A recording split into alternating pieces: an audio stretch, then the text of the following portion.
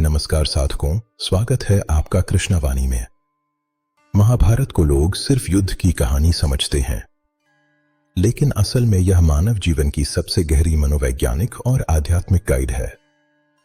आज की इस छोटी सी यात्रा में हम महाभारत से 3 ऐसी सीख समझेंगे जो अगर दिल से पकड़ ली तो आपका निर्णय, आपका कर्म और आपका मन तीनों बदल सकते हैं।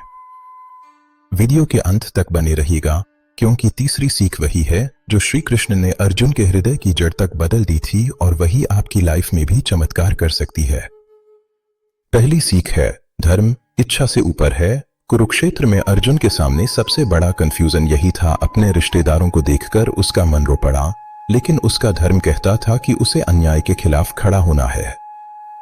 श्री कृष्ण ने अर्जुन से कहा, अपना कर्तव्य करो, लेकिन फल पर अधिकार मत समझो। यह वही गीता का सिद्धांत है, कर्म पर अधिकार है, फल पर नहीं।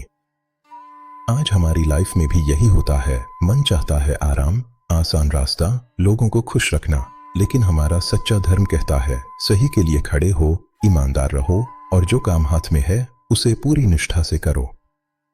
अपने आप से एक सवाल पूछिए, अभी मैं जो कर रहा हूं वह सिर्फ मेरी इच्छा है या मेरा धर्म भी यही मांगता है? जो भी व्यक्ति इच्छा से ऊपर उठकर धर्म को पकड़ लेता है, उसकी लाइफ भले थोड़ी कठिन हो, लेकिन भीतर से वह शांत हो जाता है।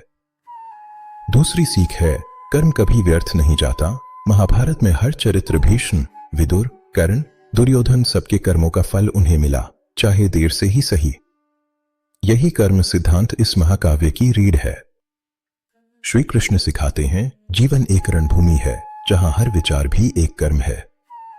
जो व्यक्ति निस्वार्थ भाव से बिना लालच के अपना कर्म करता है, वह धीरे धीरे अंदर से मुक्त होने लगता है।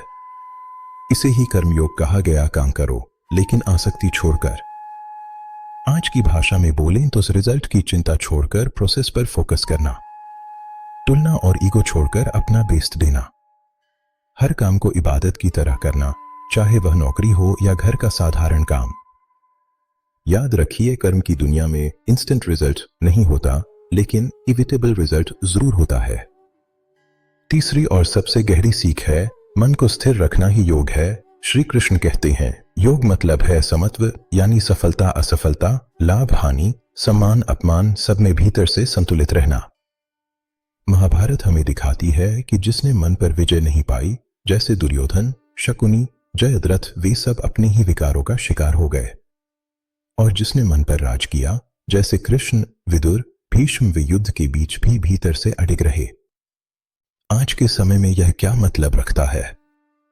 हर रिएक्शन से पहले 1 सेकंड रुक जाना, गुस्से, ईर्ष्या और डर के ऊपर जागरूकता लाना, रोज थोड़ी देर जप, ध्यान या प्रार्थना से मन को केंद्रित करना।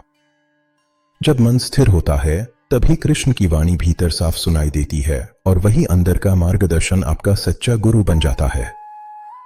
तो साथियों, महाभारत हमें सिर्फ यह नहीं सिखाती कि कौन जीता कौन हारा, यह हमें यह सिखाती है कि भीतर के युद्ध में कौन जागा और कौन अपने ही अहंकार से हार गया।